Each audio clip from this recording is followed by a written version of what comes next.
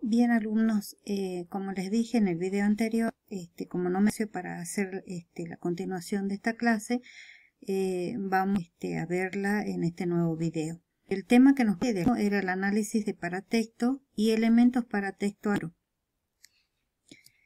Nosotros escuchamos la palabra paratexto inmediata, que es una palabra que es difícil de pronunciar, ¿no es cierto?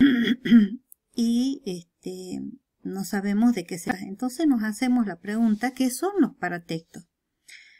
Es el contenedor donde el autor plasma sus conocimientos e ideas literarias, darlas a conocer a un público determinado. Para que un libro es necesario tener en cuenta que lo que escribe el autor es el libro. Existen otros elementos que lo componen, que no son parte de la obra en sí, conforman el libro, y estos son los paratextos. Se conoce como paratexto a aquellos mensajes titulados que complementan el contenido de información sobre su estructura.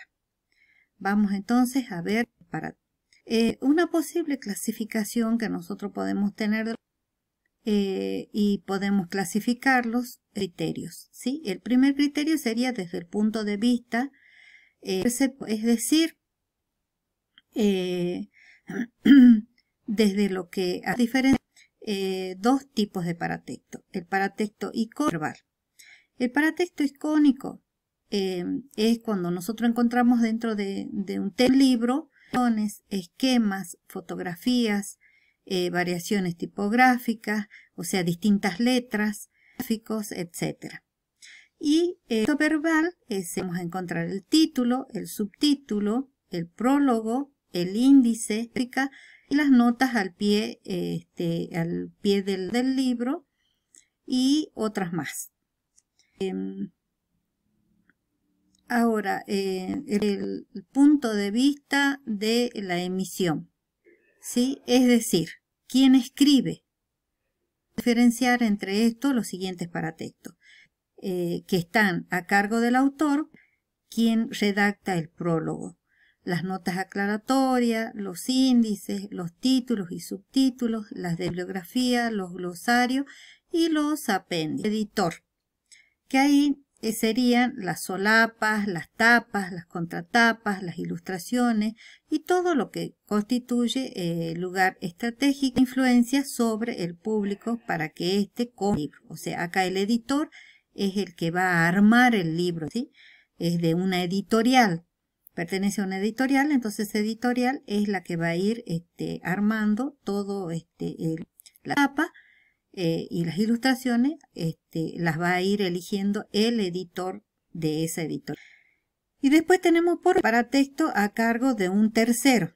En esos, los prólogos son escritos por escritores reconocidos. En libros aparecen comentarios, glosas, notas al pie hechas por listas, con el propósito de aclarar algunos aspectos o de facilitar la comprensión de lo que se va a leer. También tenemos nosotros elementos del paratexto. Cuando hablamos de elementos del paratexto, inmediatamente nos centramos en, nos viene a la imaginación un libro. Pero ese libro parte, ¿sí? Nosotros podemos ver en esta imagen cómo está formado el libro. Pero lo más primero es que son los elementos paratextuales: el título, el autor, la imagen que se pone para esa tapa, y ilustración, ¿sí? Vamos a ver, entonces la tapa, elementos textuales, título y en ocasiones subtítulos, nombre del autor de la obra y el nombre de la editorial. Y los icónicos o visuales como fotografías o ilustración del libro con el título. También tenemos la contratapa. No suele ser el paratexto más fiable en cuanto, o sea, más creíble en cuanto a la información que brinda, dado que su función es influir que compre o adquiera el libro. Aporta algunos datos sobre el contenido del autor y de su obra. El prólogo o prefacio es un discurso u otra persona produce a propósito. Los prólogos tienen la función de informar sobre el contenido y el objetivo del texto y presentar una posible interpretación sobre el origen de la obra y cómo fue.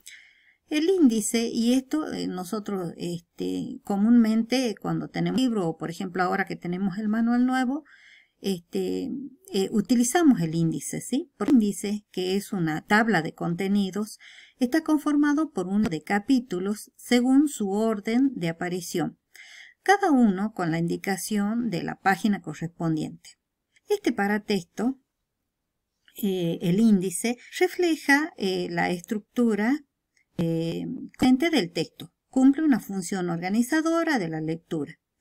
Por ejemplo, si él quiere realizar una lectura completa del libro, puede saber con anticipación, antes de iniciar la lectura, con los temas con los que se enfrentará, y si por el contrario busca una información específica como parte de un proceso de investigación, se orienta hacia aquella sección, ya sea parte, capítulo, párrafo, sobre las que tengan especial interés y solamente se dedicarán a leer esa parte.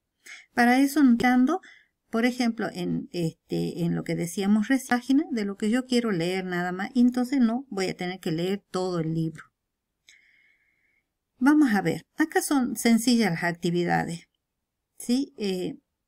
Las actividades, la actividad número 1 es completar el cuadro conceptual. Acá imágenes que acompañan a los textos escritos y que se llaman paratextos. Los textos tienen del paratexto, que sería, y acá vamos a completar nosotros, el nombre de cada uno. El punto 2 dice, observemos el paratexto editorial de un libro. En este caso, yo puse como ejemplo el libro que están ustedes leyendo con la señorita Analía, que es El Principito. Vamos a ver la tapa del Principito. Si no lo tienen al libro, pueden entrar al internet o de acá mismo, donde yo estoy en el video, pueden también verlo. Dice la tapa. ¿Qué elementos aparecen en ella? ¿Qué información tiene? Vamos a contestar esas dos preguntas. El punto 3 dice, al tomar un libro en nuestras manos, siempre observamos la contratapa. Ya vimos la tapa, ahora la contratapa. ¿Qué información suele incluir? ¿Qué datos conocidos? ¿Cuál es el dato nuevo? ¿Qué idea? Vamos a contestar esas preguntas y después tengan en cuenta que siempre tenemos que leer atentamente la información y copiar las definiciones. Acá entonces llegamos al final de la clase número 1 y entonces decirles que hasta la próxima clase y quédate en casa para que nos cuidamos nosotros. Y bueno, eso sería todo, chicos, por ahora. Espero que hayan comprendido. Cualquier cosa me están preguntando.